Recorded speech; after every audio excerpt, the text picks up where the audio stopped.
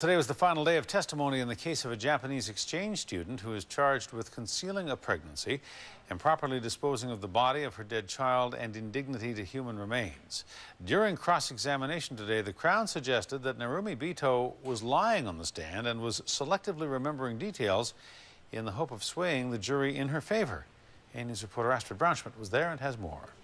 Narumi Bito took the stand in her own defense one last time today. The 21-year-old Japanese exchange student is accused of concealing a pregnancy and birth, hiding the baby's body in a bag in her room, and indignity to human remains. 3 times during cross-examination, Crown Prosecutor Dan Scanlon suggested Bito was not telling the truth while under oath and was selectively remembering events. I think it's reasonable to suspect that, stuck in her circumstances, a lot of this is bewildering, and certainly trying to communicate through an interpreter, despite valiant efforts on any interpreter, by any interpreter, it doesn't always ensure that communication is going to go smoothly.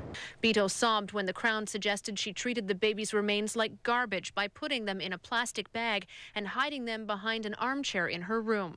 The Crown painted a picture of a young woman who didn't care about her child or its remains, noting Bito went on with life as usual in the days that followed the birth by shopping, attending school, and Skyping with friends in Japan.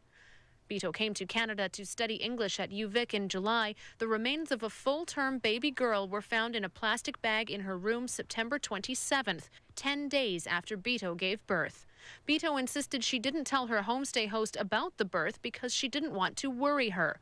Final submissions are set for tomorrow. Then Bito's fate is in the hands of a jury. Well, I'm hoping that she's able to go home back to her friends and her life there as soon as possible.